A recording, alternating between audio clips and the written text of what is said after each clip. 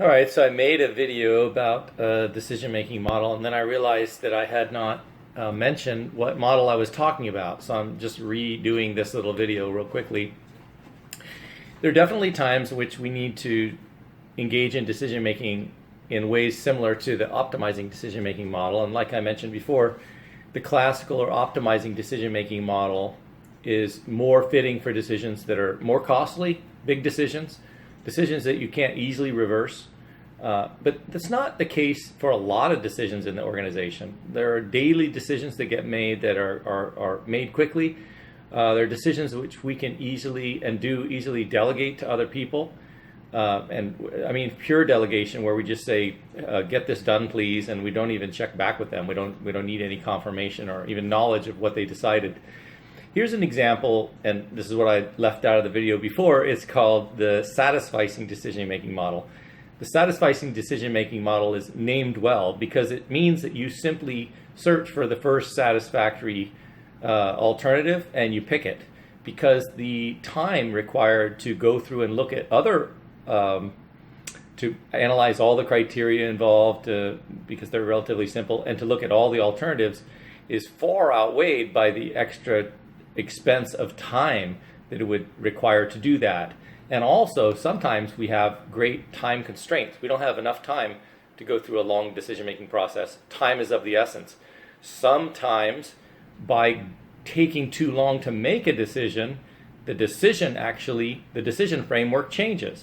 Now we don't need it anymore. Someone says, hurry and go grab something to wipe this up. And you are thinking, what should I get to wipe it up? And you take too long. Well, now you need a hammer to lift up the floorboards because it's ruined the floor. Now all of a sudden you don't need something to wipe it up. Silly example, but you know what I'm saying.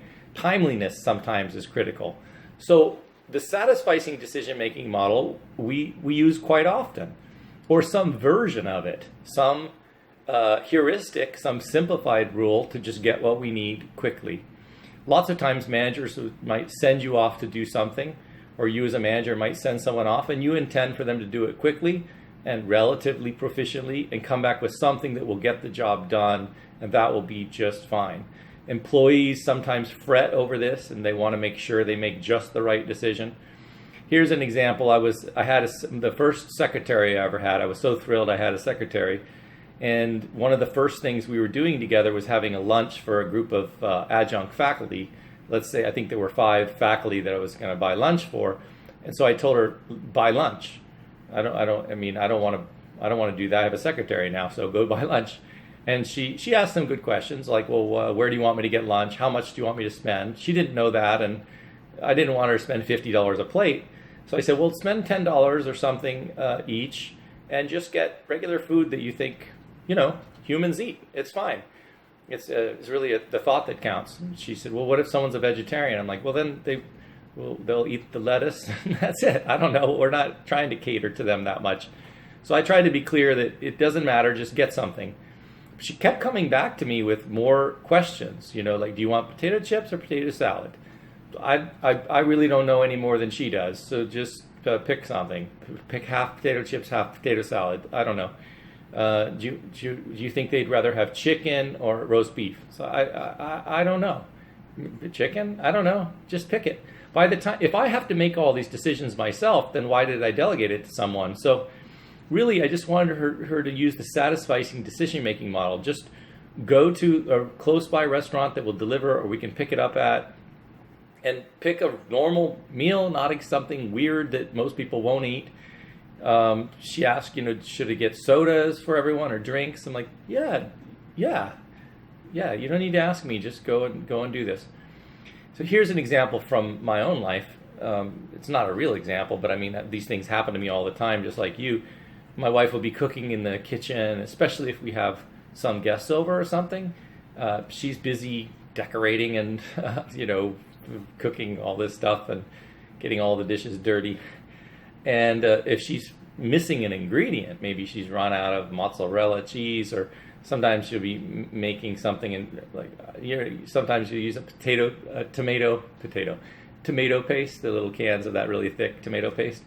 And let's say she thought that she had some in the cabinet and she only had 1 can and the recipe calls for 2. So you know, I'm the helper, so she'll send me off. Publix is just a block down the road, and there's one on each direction. So I'll get in the car and run down there. It's a good excuse to get out of the house anyway. And when I arrive, I think, you know, tomato paste, I got it. And then I look up at the shelves, and there's like Hunt's and Heinz and a generic store brand and another generic and 4 other brands I've never heard of. And there's some Mexican brands with spicy. And I don't know what to get, but it's probably not that big a decision. I'm going to rule out the spicy stuff because I don't think she's making something spicy. And then it's just between the name brands and the generic. And I just grab a generic because I'm cheap, and it's just tomato paste. It costs 54 cents.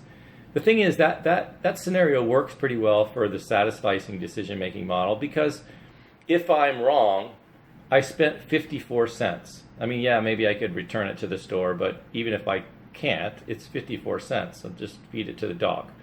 We don't have a dog, so that would work fine. But, you know, so I get back, and if she looks at it and says generic, you know, I wanted you to get Hunt's. I always eat Hunt's or Heinz or whatever. Then the worst case scenario, I just get in the car and run down and get another one. So the odds are that it'll work. The consequence for making a wrong decision are very low. And so I just make a decision and go. And I need to have enough confidence to do that. Now, it might be easier to have confidence with your wife at home in a cooking scenario than at work. At work, we worry more that our boss will, you know, make a bigger deal out of it, or say, you really, you know, made a poor decision there, and I'm going to remember that somehow. But I think most managers want people to make decisions well, efficiently, as much as they want them to make them effectively. And oftentimes employees almost bother managers by trying to get so many details about a very simple decision. Sometimes we need to recognize this has been delegated to me, and there's very little information or requirements about this, so I'm simply going to go and get something that to me seems like it'll work just fine. The price is just fine. It's not the highest, not the lowest. It's, you know, or maybe it is the lowest, whatever. There's nothing about this decision that strikes me like a bad one. Make it quickly, get back, and if it's wrong, be prepared to just go correct it. So satisficing decision-making often works really well. Not when a decision is big, not when a decision is about something that costs a lot, not when a decision is about something that you can't easily reverse. But most of our decisions aren't of that nature. Most of our decisions are relatively routine and not of so much consequence. They don't cost a lot of money. They don't cost a lot of time to reverse.